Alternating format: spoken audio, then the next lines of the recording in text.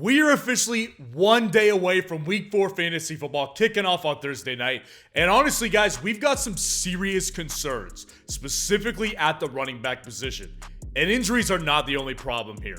We've got a lot of top guys who are literally just underperforming to a really significant level right now. So to continue our preparation for Week 4 fantasy football, today we're going through the top 30 running back rankings for Week 4 fantasy football. And at the end of every single rankings video, regardless if it's wide receivers, running backs, tight ends, I provide my favorite underdog running back flex option of the week. So make sure to stay tuned to the end to see who that guy is. And please make sure to like this video and subscribe to the channel to show your support for the channel. It is greatly appreciated. But let's go ahead and just dive into these rankings right here. So we've got our first tier, obviously, still by himself. And he deserves it. I mean, Christian McCaffrey is just a no-brainer all the time. I mean, you never question it anyways. He's taking on the Arizona Cardinals this week, and really, there's just not much to say about this one. He's an elite player. Let's move on. Now, down to our next tier here, we've got a good tier of guys here as well. And the guy I have at number 2, probably going to surprise a lot of people. I've got Kenneth Walker taking on the New York Giants in New York this weekend on Monday Night Football. Listen, Kenneth Walker has been a total stud this year in fantasy football. Did you know that he's the running back 3 at half PPR through 3 weeks? Because that's exactly where he sits right now. The guy has 4 touchdowns through the first 3 weeks of the season. And here's the thing about it. Specifically when it comes to touchdowns, usually I don't like to predict touchdowns when it comes to the running back position. But honestly, I consider it a near lock here. I really do with Kenneth Walker. The New York Giants may have the worst defense in all of football right now. They're absolutely horrendous, man. Everything is just lining up right now for Kenneth Walker, and I think he's going to be absolutely fantastic in Week 4. Moving on to number 3, I've got Austin Eckler taking on the Las Vegas Raiders in Los Angeles this weekend. So the question is, of course, does he play or does he not? He's obviously missed the last 2 games and hasn't played since Week 1. Now, here's the thing. I'm filming this on Tuesday morning at 2 a.m. and I'll be up all night making sure it gets out to you guys. But the latest report that I have seen, specifically with Austin Eckler, is that the Chargers and him hope that he plays, which basically means nothing at all. Everybody hopes he'll play. But I also do know this. They do have a Week 5 bye week. So the chances of him playing, I actually think are a little bit slim because of that Week 5 bye week. I think that they will hold on to him, play it safe, and not play him this week. But if he does play, he belongs here at number 3, and I hope he does because Joshua Kelly is not very good. Just from a matchup perspective, he would probably belong in the top 25. Number 4, I've got Bijan Robinson taking on the Jacksonville Jaguars in Jacksonville this week. So Bijan, the thing about him, obviously, we all knew this, is that he was going to start pulling away from Tyler Algier at some point during the season. He was a top 10 overall draft pick this year in the 2023 NFL Draft, and it's starting to happen. He's starting to pull away from Tyler Algier. You can see the workload that he got last week compared to Tyler Algier's. He had more touches than Tyler Algier for another week straight. It's going to continue to go in this direction here. Now, it wasn't great for Bijan last week. He didn't have some tremendous game, but this week against Jacksonville, he's going to rebound. The guy is super efficient. 5.5 yards per carry, 14.8 fantasy points per game. Bijan Robinson is going to have a good week. Number 5, I've got Saquon Barkley taking on the Seattle Seahawks at home in New York this week. So obviously, of course, it once again comes down to if he plays or not. What is his status going to be? If he plays, he's the entire offense of this team. And Seattle's defense has not been very good this year. So the matchup potential is definitely there for him. Now, if he doesn't play, Matt Breida will probably be a top 20 to 25 running back this week because I think the matchup is actually pretty good. Now, number 6, I've got Travis Etienne taking on the Atlanta Falcons in Jacksonville this week. So throughout all the Jaguars' struggles over the past several weeks, really the one lone bright spot, aside from Evan Ingram, but not to the level that Travis Etienne is, it's been Travis Etienne. I mean, he's been really good in fantasy football terms. You're talking about a guy who's averaging 16 carries a game, basically averaging 20 touches per game with 3.7 receptions per game. The workload's there, the efficiency's there. The offense just needs to get it going as a whole. It'll raise his upside for sure, but I have no concerns here with Travis Etienne. At number 7, I've got Jahmyr Gibbs taking on the Green Bay Packers in Green Bay this week. So needless to say, the debut of Jahmyr Gibbs as the running back 1 was a little bit disappointing in week 3. No David Montgomery, and he still had a decent, healthy workload. I think he got 20 touches in that game, but it wasn't great. But if you look at it closer, he is still very efficient. Look at his numbers on the screen. Averaging 4.5 yards per carry, averaging 4.3 targets per game, getting 3.3 receptions per game. This guy has been very, very efficient with the work he's gotten. He hasn't found the end zone yet, and that's why it hasn't been great yet for Jahmyr Gibbs in fantasy football. It's going to come. This offense is going to continue to feed him, and David Montgomery looks like he's probably not going to go again this week. The matchup is fine here. Thursday night game, I think Jahmyr Gibbs has a chance to get in the end zone. Number 8, we've got Tony Pollard taking on the New England Patriots at home in Dallas this week. Now, let's be honest here. This one probably seems a little bit low. Like, Tony Pollard is a top 4 running back in fantasy football right now. So why would I have him this low? I didn't want to put him here, just so you know, but here's why I put him this low. I discussed this on my wide receiver rankings video that I did on Tuesday. And what I said was that Bill Belichick, and this is something we talk about a lot on this channel, Bill Belichick is known for taking your number 1 option out of the game. That is what he does very, very well to this very day. And I believe that he views Tony Pollard as that number 1 option he'll take out. And the reason why is not because CeeDee Lamb isn't every bit as good, but it's because Dak Prescott, he wants him to throw the ball. He wants Dak to beat him with his own arm because Dak's not that great of a quarterback. That's what I believe is going to happen here. And that's why Pollard's a little bit lower. But regardless of that, he's still obviously always going to be a top 10 guy because the workload and the upside is super, super high. Raheem Mostert is here at number 9, taking on the Buffalo Bills in Buffalo this week. Oh my gosh. This Miami Dolphins offense is so freaking good at football, guys. Obviously, Raheem Mostert blew up the world the past 2 weeks of fantasy football, really. He's blown up the fantasy football world. This guy has been absolutely on freaking fire. Now, here's the thing. Like I discussed earlier, touchdowns at the running back position are actually particularly volatile. I don't know if they're that volatile in the Miami Dolphins offense. This is the best offense in football right now. That's the simple fact with Raheem Mostert right now. The guy has had 20 touches in the last 2 weeks. And although Etienne did break out in that game as well, I'm going to hedge the bet against Etienne taking over this backfield. I don't think that's going to happen. I think Raheem Mostert still stays the running back 1 while acknowledging that Etienne is definitely going to be more involved moving forward. Number 10, we've got James Cook, same exact matchup. Bottom line here is with this matchup, guys, this is my favorite match of the week for fantasy football. I think points are going to be flying all over the place. And James Cook, this might sound a little bit high, actually. He hasn't had some massive week in fantasy football yet. I mean, you can see it on the screen. He's averaging 12.8 fantasy points per game, which is good. It's not great, though, you know what I mean? And he's averaging 14.6 carries per game. So the healthy workload is there, but it's not like he's getting Christian McCaffrey level volume. So how does this happen, right? He hasn't scored a touchdown yet. That's a big piece of this, but here's why I'm encouraged. Buffalo, as I have watched them throughout the past couple of weeks, they have made a concerted effort to establish the run, and they've actually done a really good job of doing that over the past several weeks, and Cook is the reason why. James Cook is the best running back that Josh Allen has played with. Seriously. Josh Allen, they have not been able to establish the run ever since he has been their starting quarterback. The touchdowns are going to come. And in this game, especially where I think fantasy points are going to be flying all over the place, I think he's got a really good shot this week. Joe Mixon at number 11, taking on the Tennessee Titans in Tennessee this week. So I said it on my wide receiver rankings video. I love the pass catching options whenever you're playing Tennessee. I think you're in for a great game because Tennessee cannot defend the pass at all.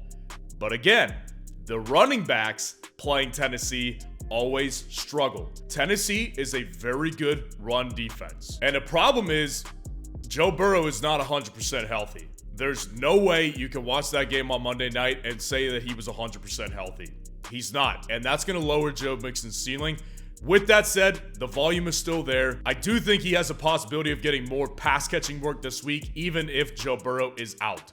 Number 12, we've got DeAndre Swift. of the Philadelphia Eagles, taking on the Washington Commanders in Philadelphia this week. Now, let's look back to last week. In my last week running back rankings video, in that video, I discussed how I was unsure of where to project DeAndre Swift and Kenneth Gainwell. And honestly, this week really didn't prove much about who they really prefer. I mean, DeAndre Swift had 16 carries on Monday night versus Tampa, and Kenneth Gainwell had 14 carries. But DeAndre Swift separated himself. He's clearly the best running back. And Kenneth Gainwell is not a bad running back, but DeAndre Swift has averaged 8.1 yards per carry, and he did that in week 3. This guy is literally perfect for this offense. He is the perfect running back for this offense because he was already an efficient running back heading into the team. And now that he's on the team and he's dealing with the best offensive line in football, the efficiency is through the freaking roof. I am big on DeAndre Swift at this point. You want a running back in this offense, and DeAndre Swift is the guy that you want. Number 13, I've got Derrick Henry taking on the Cincinnati Bengals. So here's the question that I think we should ask ourselves. Is it time to panic on Derrick Henry? Honestly, I think it's a good question. And here's my answer to it. I would not panic on Derrick Henry just yet. But the situation is not good. There's no question about that. Now, what I will say about this whole thing, and the reason why I'm not panicking on him just yet, is because I don't think we should read too much into his lack of volume in week 3. Like, when you looked at that game, they were absolutely destroyed by Cleveland in that game. They had no chance from the get-go, and so they were forced to go in a pass-first game script. And if you look at what the touches that Tyjae Spears had last week, it's not like he was just all of a sudden the lead back in this backfield. That's not how it broke down. Derrick Henry's still leading this backfield. So I think if they can get into a situation where they get back into a closer matchup here, which I think this week could be a closer matchup because Tennessee is well coached and they don't like coming off a loss, I think that Henry is probably going to get more usage again. So I'm not ready to panic, but I will say the offense in general is not very good. Number 14 may come as a surprise. I've got Javonte Williams taking on the Chicago Bears this week in Chicago. Obviously, Javonte Williams is on a bad team, and that's probably the biggest surprise. They had the most embarrassing loss in the NFL that I had seen in a long, long time. But the team that challenged them for that most embarrassing loss was Chicago last week. Chicago is awful. They're possibly the worst team in the NFL, and a lot of people would say that they are the worst team in the NFL. They're a terrible, terrible team, and I would take Denver over Chicago for sure. Javonte Williams, the clear answer is that he has led this backfield in Denver by far. It's not even close. I expect a bounce back game here because he's taking on just a horrific team with no defensive coordinator right now. Number 15, I've got Kyren Williams taking on the Indianapolis Colts in Indianapolis this week. So might feel a little bit low on this one. I mean, we were talking about the running back 2 heading into week 3 of 2023. I mean, this guy was really good for the first 2 weeks. Now, I said it last week, I think he was going to come back down to earth, and he did exactly that in week 3. He had a lighter workload in week 3 as well, and he wasn't as efficient. And honestly, he hasn't been efficient this entire year. I mean, he's averaging 3.6 yards per carry. This guy's not some efficient Christian McCaffrey level running back. And obviously, nobody's saying he's the Christian McCaffrey level guy. But the point is here, I'm actually a little bit worried about this one. I really am, because the Los Angeles offensive line is awful. They're absolutely awful. And the Indianapolis defense is actually a pretty good defense. To me, just a tip, I would actually be looking to sell Kyren Williams on the high right now. That's my personal preference right here. Moving on to 16, we've got Aaron Jones taking on the Detroit Lions in that Thursday night matchup in Green Bay. So obviously, it's a situation that's like Eckler and Saquon Barkley. If he plays, you go ahead and you play him. He definitely belongs in the top 16. The thing is, even if he gets 10 carries, 10 total touches, matter of fact, he's an automatic upgrade from A.J. Dillon. And I've been kind of beating this drum the past several weeks. A.J. Dillon's not very good. I mean, you think about the opportunity he had to step in for Aaron Jones, and he squandered it. He's just not that good of a player. So I think this team knows how much they need Aaron Jones to balance out the pass. I think if Aaron Jones is good to go, all he needs is 10 touches, and he's an automatic upgrade clearly, and definitely belongs inside of the top 20 at the very least. Alvin Kamara making his triumphant return at 17, taking on the Tampa Bay Buccaneers in New Orleans this week. The return is finally here, and honestly, guys, I'm torn on how I feel about it. Because on one hand, he's the clear running back one. I mean, Jamal Williams is on IR, and Kendre Miller, the third-round rookie out of TCU, he had a really disappointing debut. It's not like he was some world beater out there, and that was going to challenge Alvin Kamara in the future weeks. That's not how it happened here. But the other hand of me is saying he hasn't played in a long time. And what we've seen from guys like Josh Jacobs and Calvin Ridley to start the season is those guys who didn't play for a long time and haven't had much exposure to the 2023 football season yet, they're struggling right now to keep up. That's the side I'm leaning on, and that's why he's this low.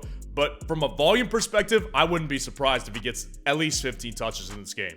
Number 18, I've got Isaiah Pacheco taking on the New York Jets in New York this week. Now, here's the thing. Isaiah Pacheco's workload is increasing every week.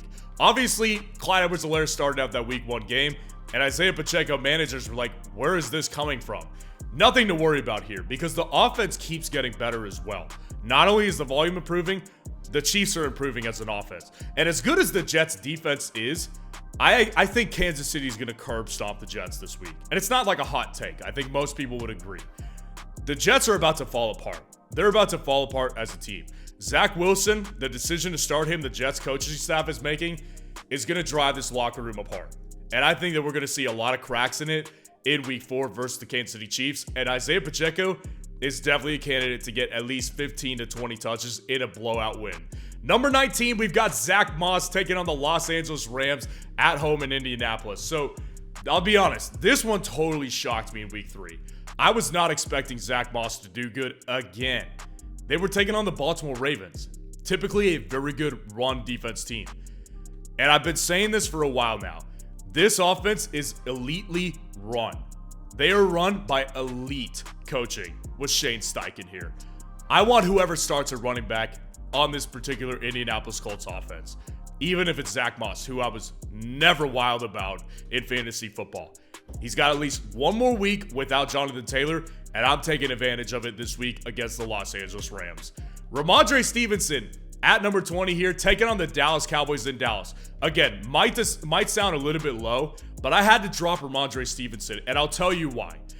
The volume is there. Like, the problem is not the volume here. It's good volume right here. 15 carries a game, still getting 4.3 targets per game as well. So he's basically averaging 20 touches per game. But the targets have dropped since week 1.